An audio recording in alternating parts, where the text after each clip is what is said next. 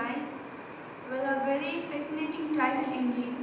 We have a very experienced person, Mr. Sudhir Tandon, the former Deputy Director General of Doordarshan, Delhi, to guide us into the exercise of news analysis. We extend a very warm welcome to you, sir. I also extend a hearty welcome for the DVC, the course coordinator, all the faculty, and all of you, my dear friends and colleagues. I wish you a very pleasant and learning experience.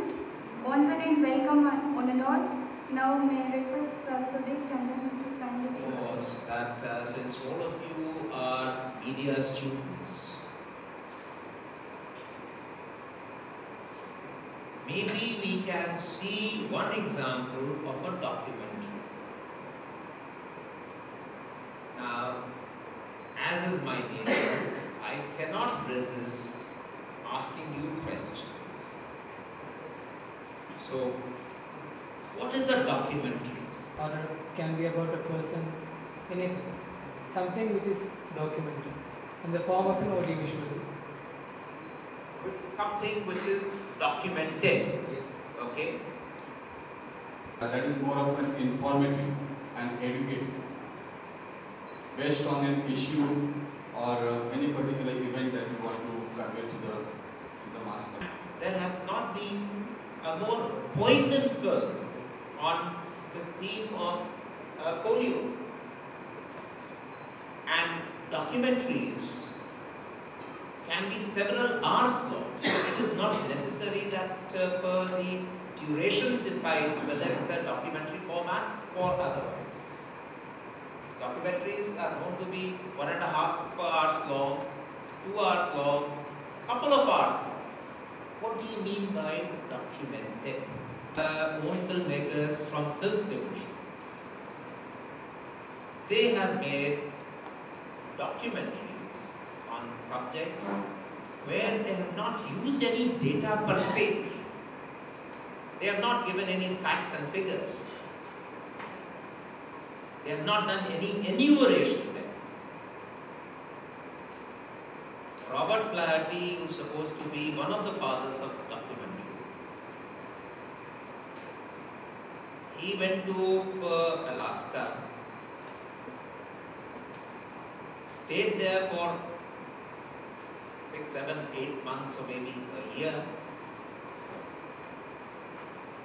and he documented, or he made a film on the life of Eskimos living in Alaska. There are no figures touted there, okay, how many people live here, what they do, nothing of the sort.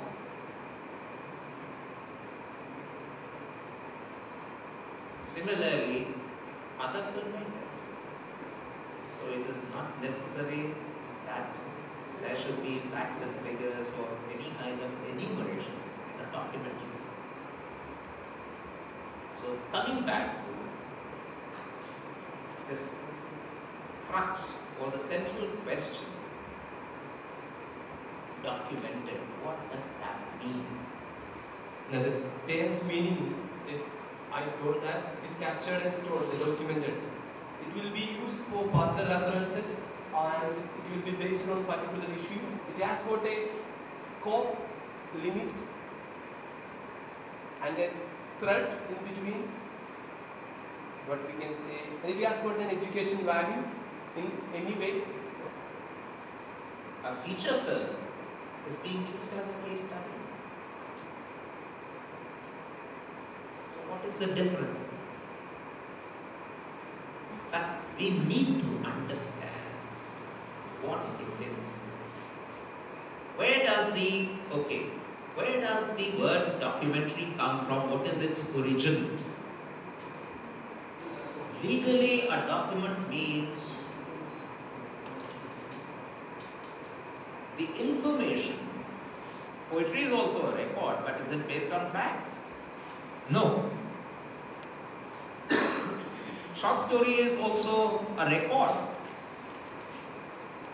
It's not based on facts. Can that be produced in court of law? No. So, a record, a document is a record of facts, something which has occurred, something which can be verified. Okay?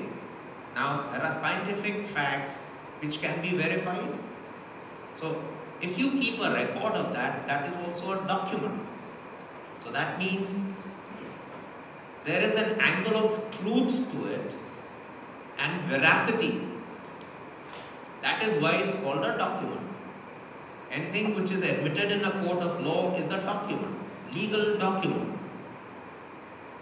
So those facts and figures or incidents which are recorded there have actually happened and they can be verified. Okay? So that is the meaning of document.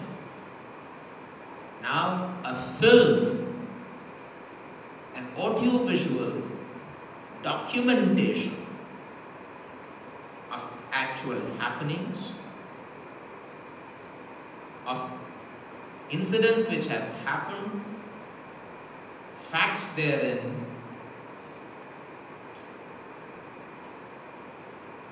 can be made into a documentary. Now, actual incidents, as I mentioned earlier, can also be part of a feature film, a fiction film. For example, a murder has been committed. We know facts and figures. So you can make a documentary on that. And can you also make a feature film on that? So what will be the difference between? In documentary we are presenting only the facts, but in fiction we are putting our views also to make it more representative, we are putting our own ideas in that with reality. Yes and no, both. Yes, because I understand your intent when you make that statement. No, because I take it on its face value and therefore I have dispute with that. And why is that? Because no matter what you do, there is a case in a court of law, there is witness, there is a prosecutor, a lawyer who is presenting the police's or the government's point of view, and there is a defendant's lawyer. They both are arguing on facts, and yet both of them are taking a position. They have an angle to it, their own views to it. So you can't say that in a fiction film we are presenting our ideas and in a documentary we are not presenting our ideas. Even in a documentary you are presenting your ideas, because same subject will be made differently by another person. Even if it's a documentary. So your own ideas will color the documentary that you are making. Is this clear or you don't agree? I don't think so. I do not agree. You are not agreeing. Tell me why you are not agreeing. According to me, what I know, documentary is everything which is real we are presenting on the same way. But in fiction, we are adding something more to make it more real, more attractive or more. The difference between the two arises, lady, it arises from the fact that you are weaving in characters and incidents which may not have occurred in reality. You are only taking real facts as the spine of your film. But even in the documentary, you are presenting your own point of view. Without your point of view, you cannot make something. They are reconstructing the event. Thereby in the process they are also dramatizing. But then that is used to highlight some incident. And that is docudrama. Now I am going to show you a film. This I think is about a decade old film. Or maybe, around that time. This is about the first American lunar mission. Do you know who was that American astronaut who first landed on moon? Neil Armstrong. Neil Armstrong. It talks about that voyage. The contention of this documentary is that that mission was a fake mission. How many of you know about it? And I'm going to show you that film where they are trying to, everything has been documented,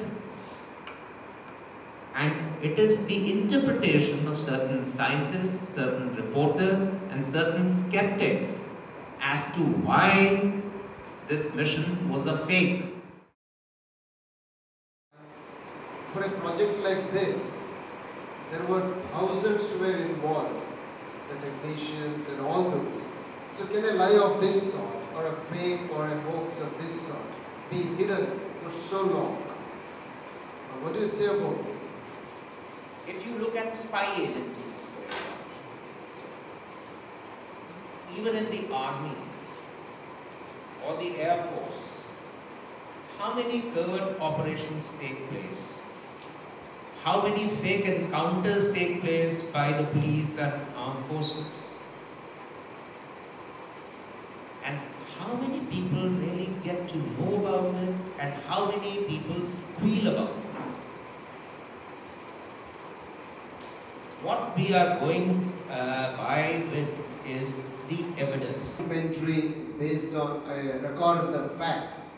Does that definition stand here? Why not? No, it can be a speculation, you know.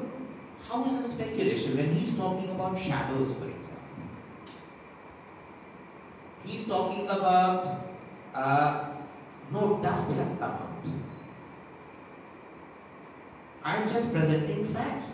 You may come out with a documentary film which is totally opposed to the stand that I have taken. That is called personal interpretation. Any documentary that is made need to have a historical value? Not necessarily. The only thing is that it should be based on facts. And it should not fictionalize things. There is a whole difference in terms of treatment, in your approach to the subject. In fact, this was something which we were just embarking upon yesterday when we reached that point of script. And I told you that the same situation, same facts would be dealt with differently in a documentary approach.